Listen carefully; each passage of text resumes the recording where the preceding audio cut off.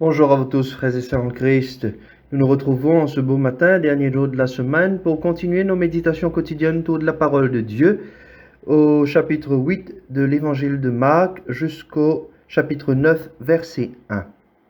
En ce temps-là, appelant la foule avec ses disciples, Jésus leur dit, « Si quelqu'un veut marcher à ma suite, qu'il renonce à lui-même, qu'il prenne sa croix et qu'il me suive.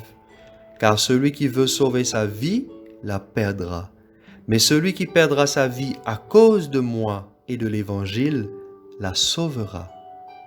Quel avantage en effet un homme a-t-il à gagner le monde entier si c'est au prix de sa vie ? Que pourrait-il donner en échange de sa vie ?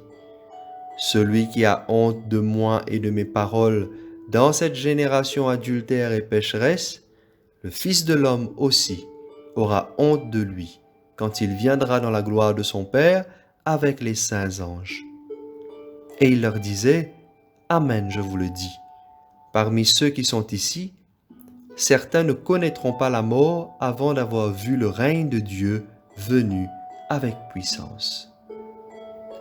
Acclamons la parole de Dieu.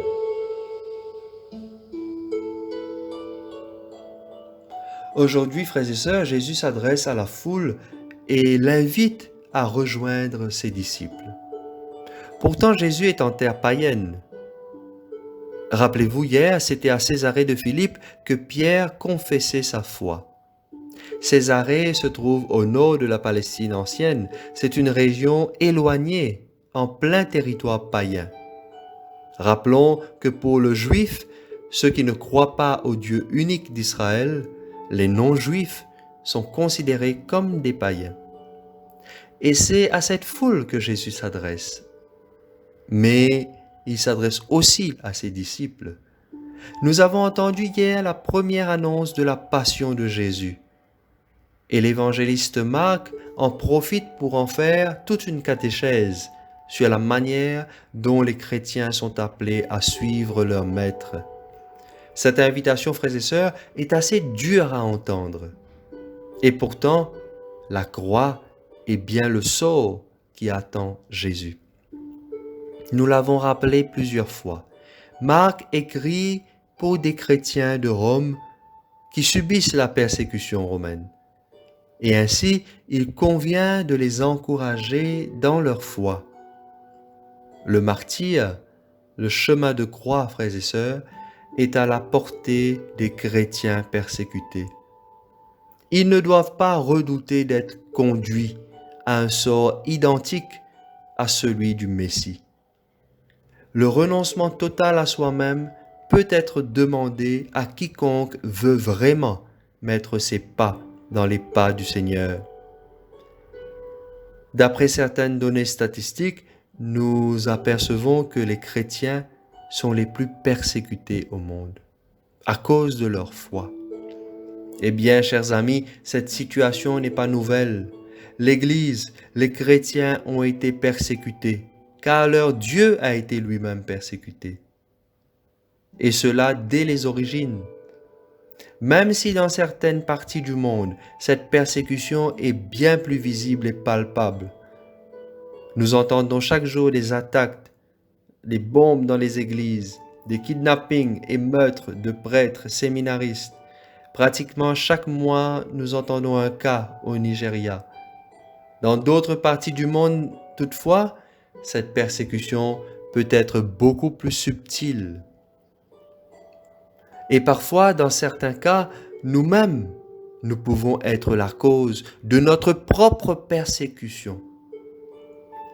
L'évangile de ce matin nous le dit, frères et sœurs.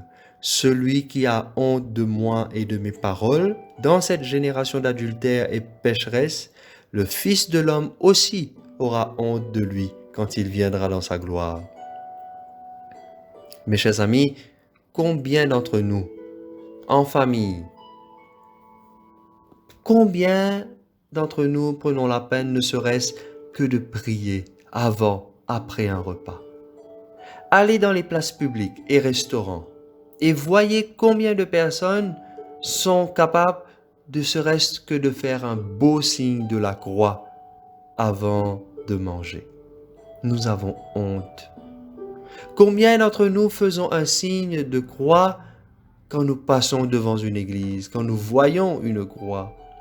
Regardons les noms que nous donnons à nos enfants.